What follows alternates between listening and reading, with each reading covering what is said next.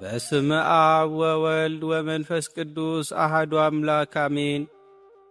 የተወደዳችሁ አድማጮቻችን ለሁለት ተከታታይ ሳምንታት በጾም በጸሎት በሱባኤና በእንባ ስንጠብቀው የነበረውን የእመቤታችንን የፍልሰቷን የትንሣኤዋንና የዕርገቷን በዓል በእግዚአብሔር ቸርነት አጠናቀን እነሆ ዛሬ በታላቅ የደስታ ድባብ ውስጥ ሆነን ትንሣኤዋን እያከበርን እንገኛለን።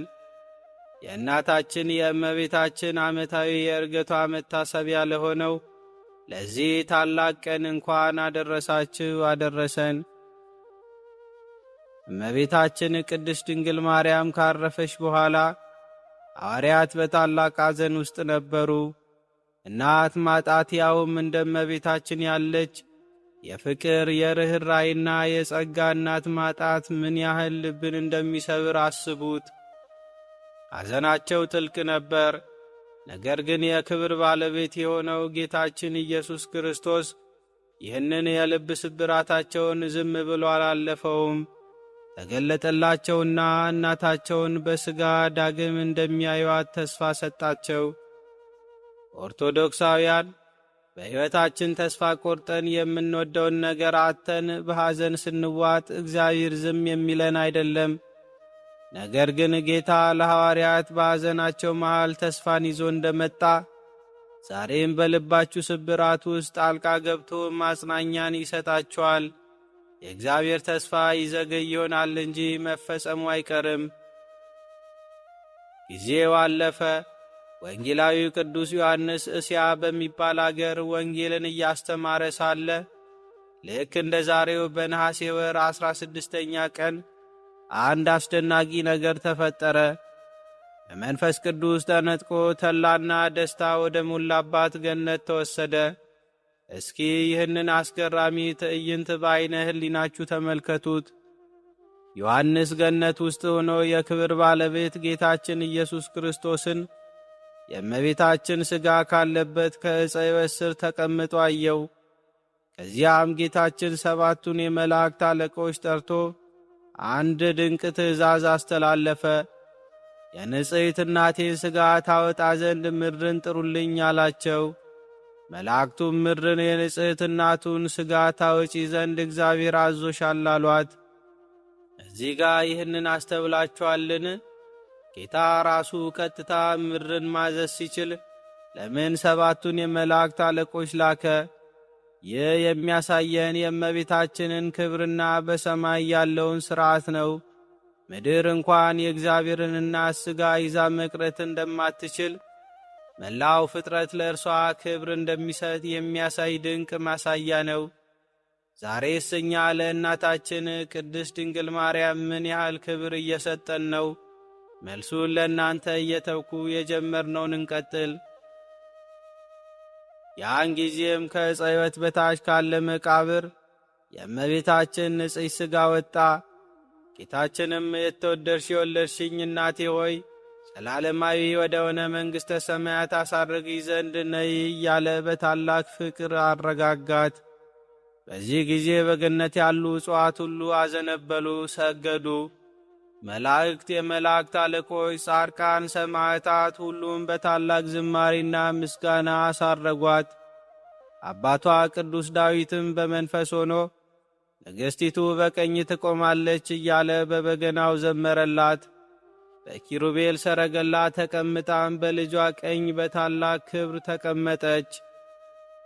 ዮሐንስ ይህንን ሁሉ ድንቅ አይቶ በረከትን ተቀብሎ ወደ ምድር ሲመለስ ሐዋርያት አሁንም ስለ እመቤታችን ሥጋ እያዘኑና እየተከዙ አገኛቸው።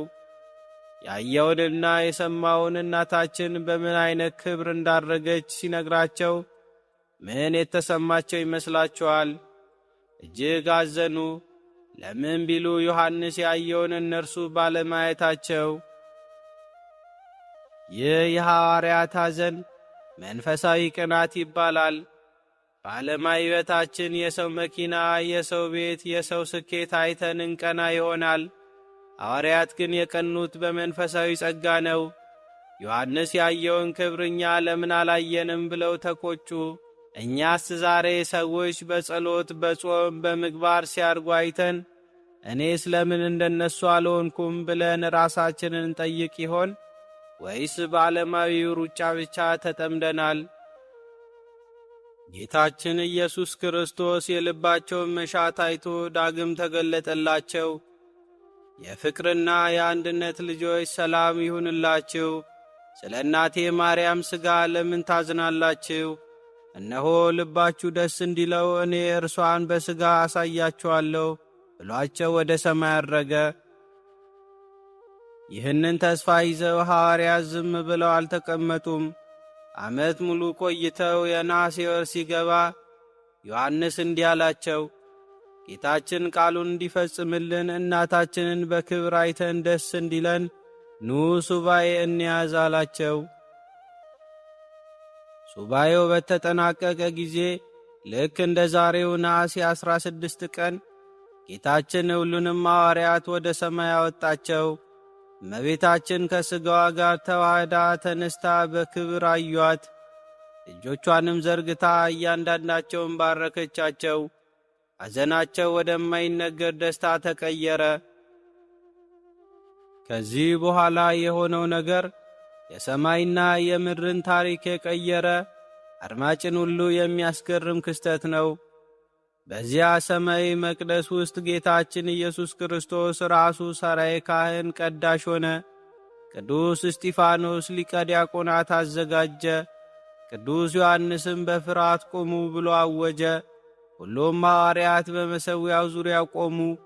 የፍጥረት ጌታ አምላክ ራሱ ቀዳሽ ሆኖ ለሐዋርያት ሥጋና ደሙን አቀበላቸው። ኦርቶዶክሳውያን አስቡት። ጌታ ራሱ ሲቀድስ፣ መላእክት ሲያመሰግኑ፣ እመቤታችን በክብር ስታርግ፣ ይህ ከቶ ታይቶም ተሰምቶም የማያውቅ ደስታ ነው። እኛስ ዛሬ በቤተ ክርስቲያን ስንቆም ቅዳሴው ምድራዊ ብቻ ሳይሆን ከሰማያዊው ጋር የምንሳተፍበት ታላቅ ጸጋ መሆኑን አስተውላችሁ ይሆን? ከዚያም እመቤታችን በኪሩቤልና በሱራፌል ሰረገላ ተቀምጣ ወደ ላይ በምታርግ ጊዜ ጌታችን ኢየሱስ ክርስቶስ ለእናቱ ታላቅ ቃል ኪዳን ገባላት። በዚች ቀን የሆነውን የዕርገትሽን መታሰቢያ በዓለም ውስጥ እንዲሰብኩ ልጆችሽን ሐዋርያትን እዘዣቸው። መታሰቢያሽን የሚያደርገውን ሁሉ ራሱን ጠብቆ በዚች ቀን ቅዱስ ቁርባን የሚቀበለውን ኀጢአቱን እደመስስለታለሁ። መታሰቢያሽን ለሚያደርግ በዚች ቀን በስምሽ ለድሆች ለሚመጸውት ሁሉ ቸርነቴ ትገናኘዋለች። የእሳትን ስቃይ የገሃነምን እሳት ከቶ አያትም አላት። እመቤታችንም ይህንን ታላቅ ቃል ኪዳን ስትቀበል ልጄ ሆይ እነሆ በዐይኖቻቸው አዩ፣ በጆሮቻቸውም ሰሙ፣ በእጆቻቸው ያዙ፣ ሐዋርያት ታላላቅ ድንቅ ሥራዎችን አዩ አለች። ጌታችንም ሰላምታ ሰጥቷቸው ሐዋርያት በታላቅ ደስታ ወደ ደብረ ዘይት ተመለሱ። የተወደዳችሁ ኦርቶዶክሳውያን፣ ይህ ታሪክ የጥንት ተረት አይደለም። ዛሬ በእኛ ሕይወት ውስጥ የሚሠራ ሕያው እውነት ነው። ሐዋርያትም እመቤታችንን ለማየት 1 ዓመት ሙሉ ጠብቀው 14 ቀን ሱባዔ ይዘው በጾም ጸለየዋል። እኛስ ዛሬ የምንጠብቀው መልስ አጥተን ይሆን? በትዕግሥት መጸለይን አታቋርጡ፣ ሰማያዊ ደስታችሁ ይመጣል። እንደ ሐዋርያት ለመንፈሳዊ ነገር እንትጋ። የሰውን በረከት ስናይ ከመቅናት ይልቅ አምላኬ ሆይ እኔንም ባርከኝ ብለን እንጠይቅ። ጌታ ለእመቤታችን በሰጠው ቃል ኪዳን መሠረት በስሟ ድሆችን እናስብ፣ የተራቡትን እናብላ፣ የታረዙትን እናልብስ። ያኔ ከኀጢአት ስርየትና ከገሃነመ እሳት መዳንን እናገኛለን። በፍጹም ደስታ የትንሣኤዋንና የዕርገቷን መታሰቢያ እናድርግ። እርሷ ስለ እኛ ሁልጊዜ ወደ ልጇ ትማልዳለችና። ለመናችንን ሁሉ ሰምቶ እንባችንን አብሶ ለብርሃነ ትንሣኤዋ ላደረሰን አምላካችን ለእግዚአብሔር ክብር ምስጋና ውዳሴ ይሁን። እኛንም በእመቤታችን በቅድስት ድንግል ማርያም አማላጅነት ይማረን። በረከቷ ረድኤቷና ምልጃዋ ሐዋርያት ከሰበሰቧት ከቅድስት ቤተ ክርስቲያን ልጆች ከሁላችን ጋር ዛሬም ዘወትርም ለዘላለሙ ጸንቶ ይኑር፣ አሜን። ከዚህ በመቀጠል በበዓለ ዕርገቷ ቀን በነሐሴ 16 የሚነበበውን የእመቤታችንን ድርሳን እንደሚከተለው እናቀርበዋለን። አያይዘንም በዕለተ ቀዳሚት ሰንበት የሚነበበው የእመቤታችን ድርሳን እንሆ። እግዚአብሔር የሚቀበለው ድንግል እናታችን የምትወደው ድርሳነ ጸሎት ያድርግልን። አንድ አምላክ በሚሆን በአብ በወልድ በመንፈስ ቅዱስ ስም ነሐሴ 16 ቀን የሚነበብ የኪዳነ ምሕረት ድርሳን ይህ ነው። ዳግመኛም በዚህ ወር በ22 የእመቤታችን የሥጋዋ ዕርገት ነሐሴ 16 ቀን እንደሆነ የጻፈልን ሀብተ መንፈስ ቅዱስ ያደረበት የኢየሩሳሌም ኤጲስቆጶስ አባ ጊዮርጊስ በዓል ነው። ልመኗ ክብሯ ለዘላለሙ ከሁላችን ጋር ይደርብን፣ አሜን። የግብፅ ኤጲስቆጶሳት ብዙ መነኮሳትና ምእመናን ከኢየሩሳሌም ወደ እርሱ መጥተው ብዙ ጉባኤዎች ተደረገ። ዳግመኛም ክቡር ስለሚሆን ስለ መስቀሉም ጉባኤ ሆነ። የእመቤታችን ድንግል ማርያም የዕርገቷ መታሰቢያ በዓል በዋለበት ቀን ከዚያ ደረሱ። ጉባኤያቸውም ሐዋርያት ሥጋዋን ከቀበሩበት በዮሳፍጥ አጠገብ ባለ በተቀደሰ ቦታ በጌቴሴማኒ ነበር።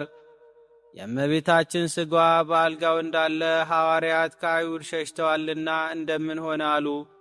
ዳግመኛም ሥጋዋ የተቀበረው ወዴት እንደሆነ አሰቡ። ሕዝቡም የድንግል ማርያም ሥጋዋ ወዴት እንደተቀበረ ይነግራቸው ዘንድ ሊቀ ጳጳሱ አባ ጊዮርጊስን ይጠይቁት ነበር። ወንጀለኞች አይሁድ አስቀድመው እንደመከሩ በእሳት አቃጠልናት እንዳይሉ ጠየቁት። ሊቀ ጳጳሱ አባ ጊዮርጊስም ስለ ሕዝቡ አስቦ ያስረዳቸው ዘንድ በአንደበቱ ይህን የተቀደሰ ምክር ጀመረ። ወደ እግዚአብሔር እንደሚመነጭ የሕይወት ውሃ ትምህርት ከልቡ ይመነጭ ነበር። ወዳጆቼ ዳዊት በመዝሙር ያለውን አስቡ አለ። እመቤታችንን እግዚአብሔር መርጧታልና ማደሪያውም ትሆነው ዘንድ መረጣት። ለተዋሕዶ መርጫታለሁና ለዘላለሙ አድሬባት እኖራለሁ አለ።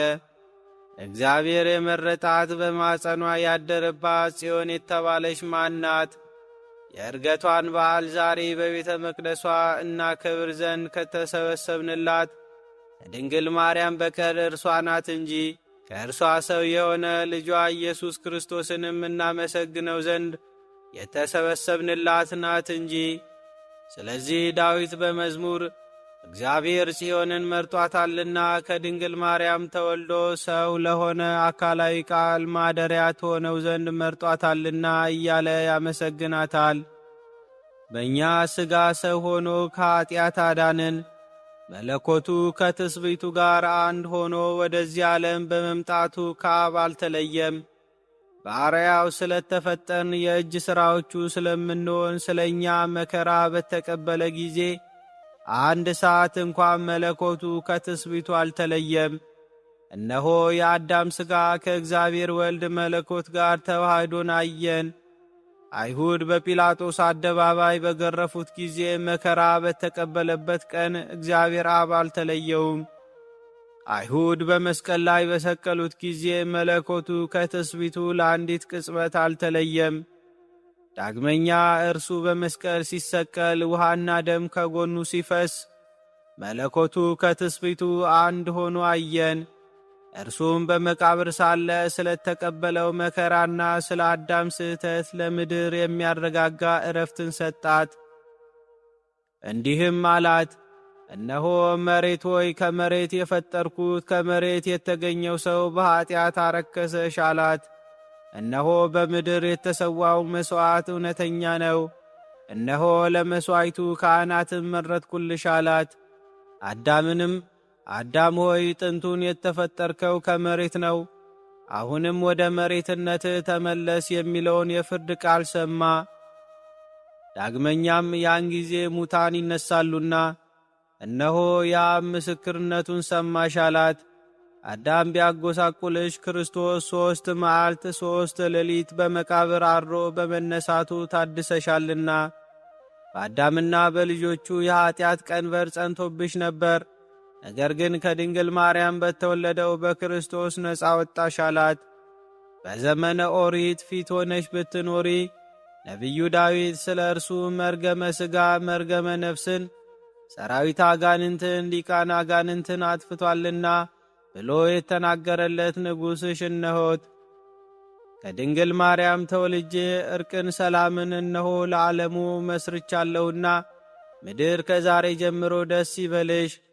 አይሁድ በመስቀል ላይ አውጥተው ሰቅለው በገደሉኝ ጊዜ ታገስኋቸው። 3 መዓልት 3 ሌሊት በከርሰ መቃብር አድሬ በሦስተኛው ቀን ከሙታን ተለይቼ ተነሳሁኝ፣ ነጻም አወጣሁሽ። እነሆ ይህን ሁሉ መከራ ስላንቺ ተቀበልኩኝ። አሁንም ምድር ሆይ ከአንቺ የተፈጠረ አዳምን የሕይወት ልብስን አለብሰው ዘንድ ወደ ዓለም መጣሁኝ፣ የኀጢአቱንም ደብዳቤ ደመሰስሁለት አላት። እግዚአብሔር ምድርን ይህን ሁሉ ተናገራት። ነቢዩ ዳዊት ምድርን ይቅር አልሃት፣ የያዕቆብ ዘሥጋን ምርኮ መለስክ እንዳለ ምድርን ወዷታልና።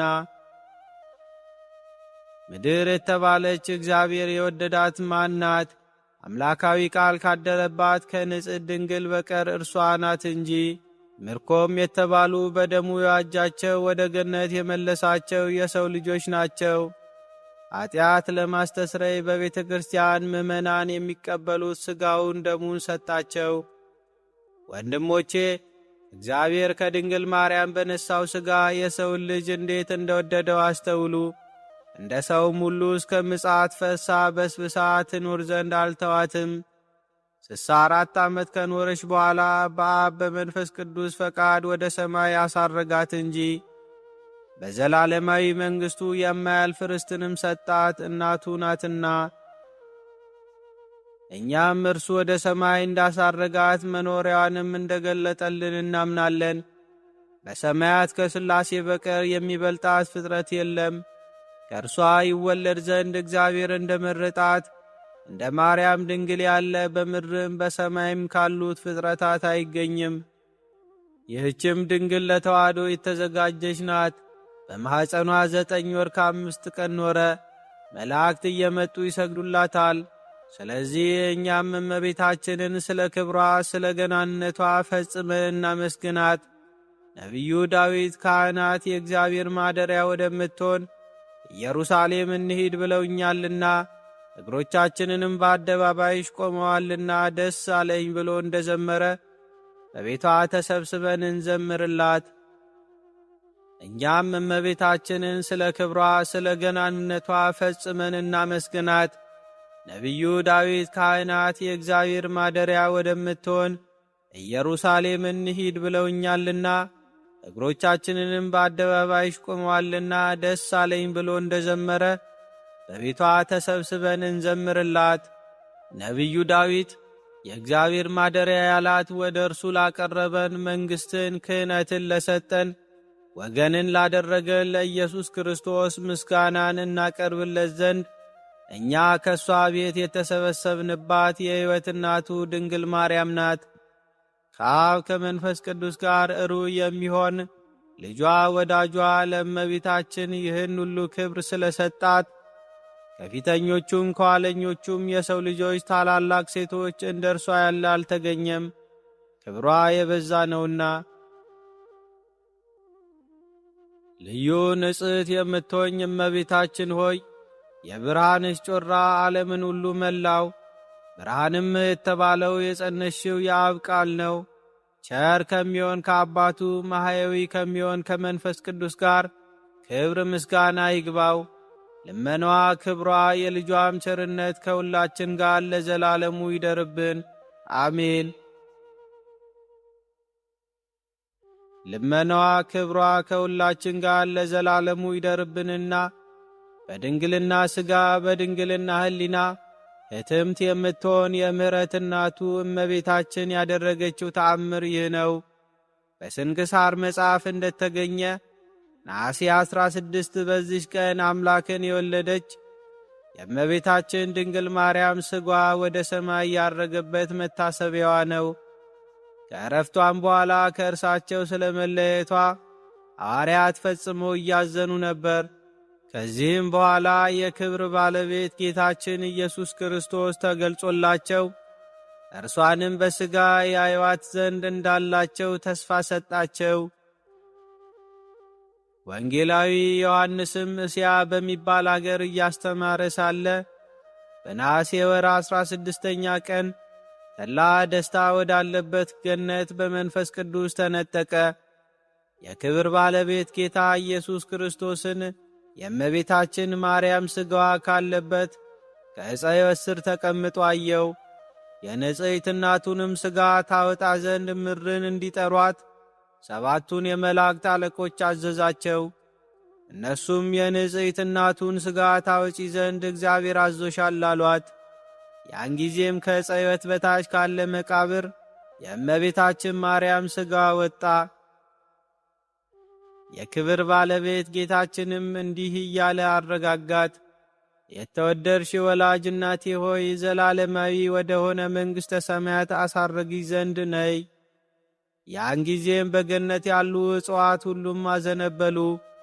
መላእክት፣ የመላእክት አለቆች፣ ጻድቃን፣ ሰማዕታትም እየሰገዱላትና ፈጽሞ እያመሰገኗት አሳረጓት።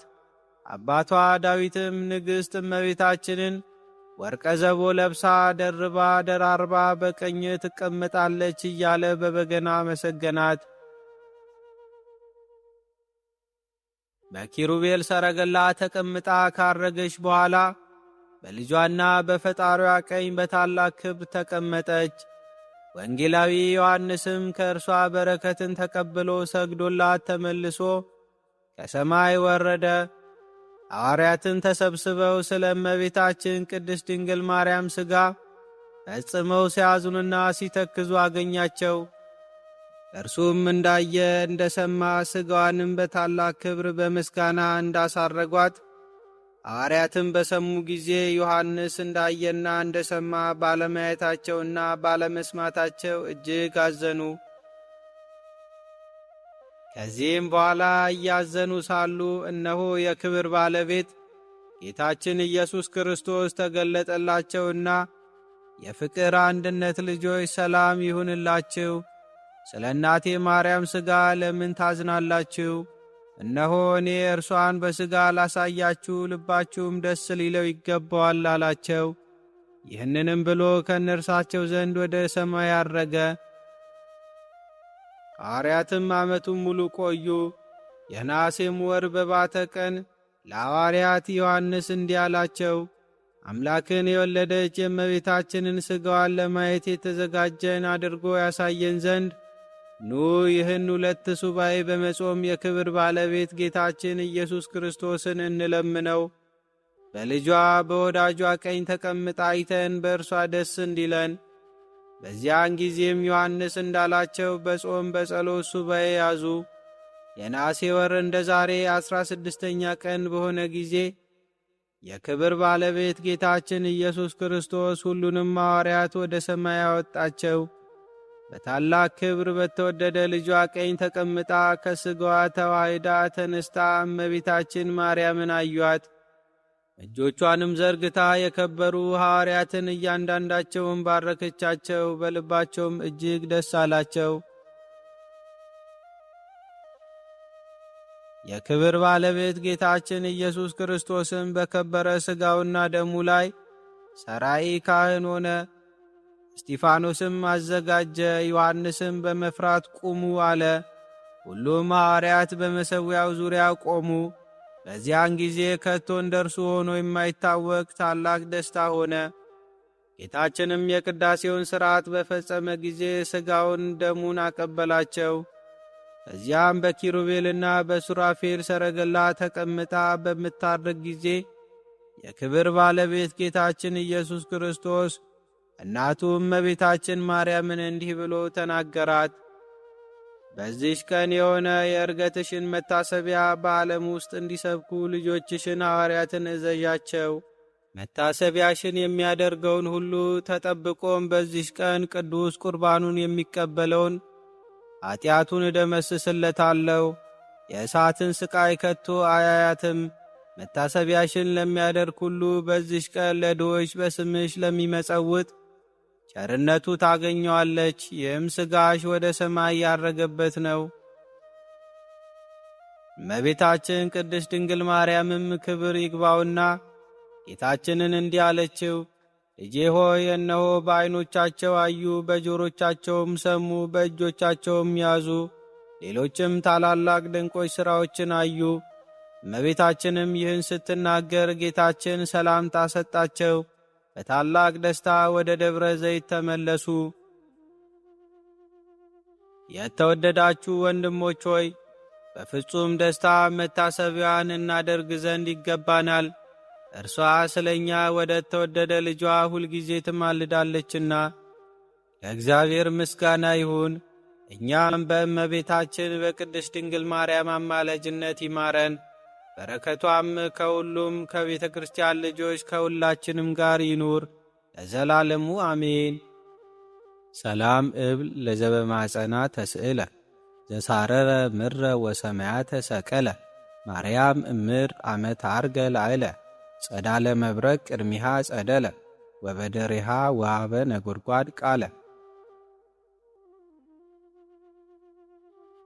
አንድ አምላክ በሚሆን በአብ በወልድ በመንፈስ ቅዱስ ስም በእግዚአብሔር አንድነት ቅዳሜ ቀን የሚነበብ የኪዳነ ምሕረት ድርሳን ይህ ነው።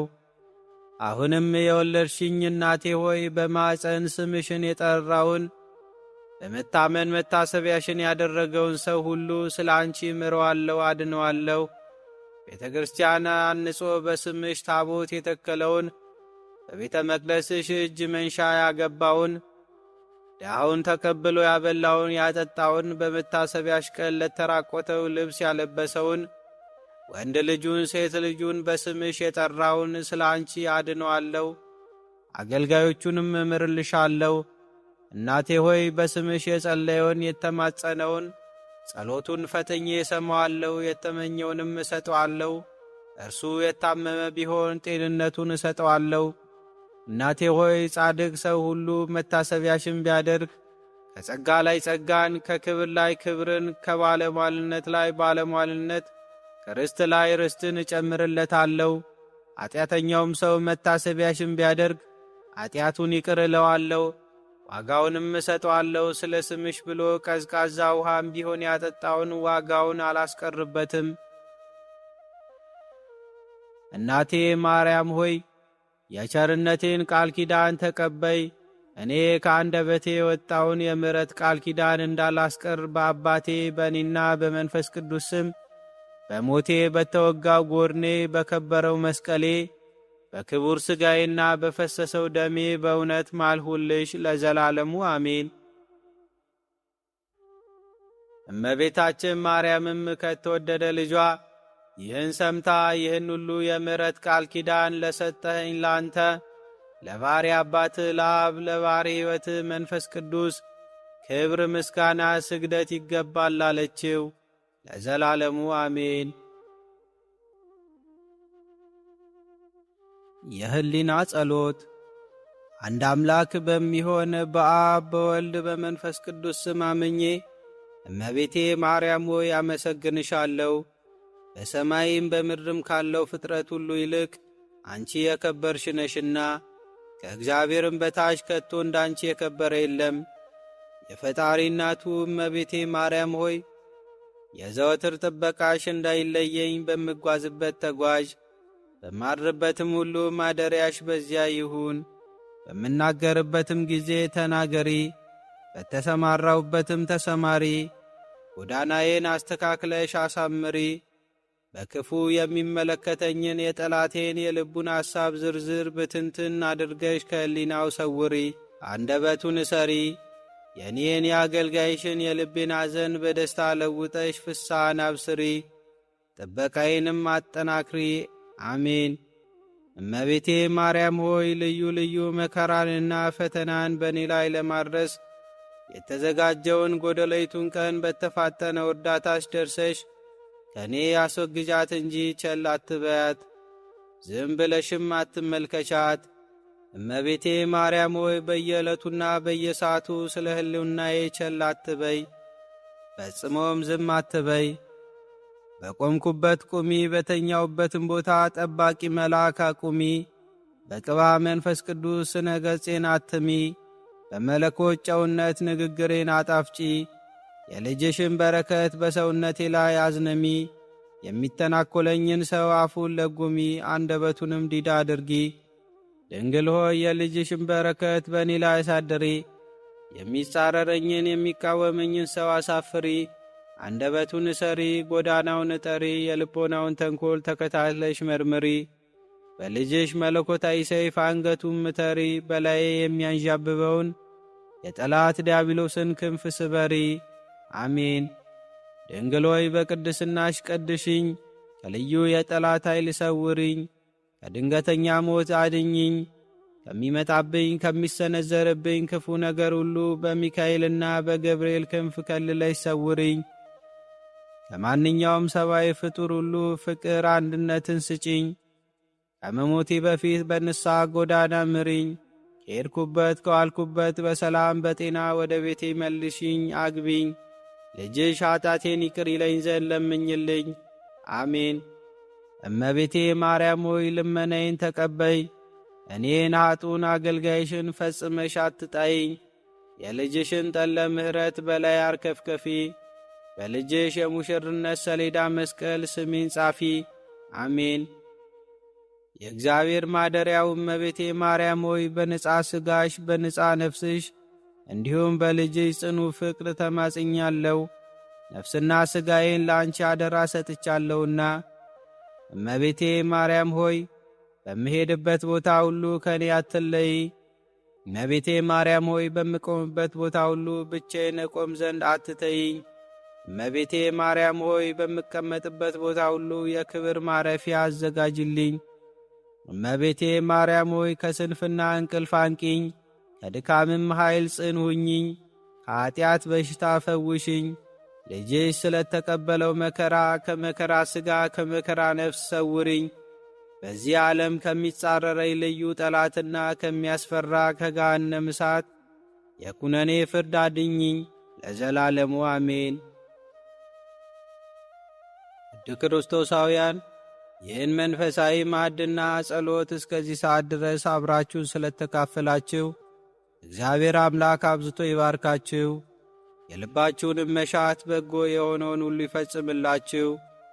ይህን የሱባኤ የንስሐና የበረከት ጊዜ የሆነውን ጾመን ፍልሰታን አንድ ብሎ በሰላም አስጀምሮ ለፍጻሜው ለመጨረሻዋ ቀን ለእመቤታችን ትንሣኤና ዕርገት ያደረሰን አምላክ የጾምነውን ጾም ተቀብሎ በረከትን፣ ፍቅርን፣ ምሕረትን አብዝቶ ያድለን።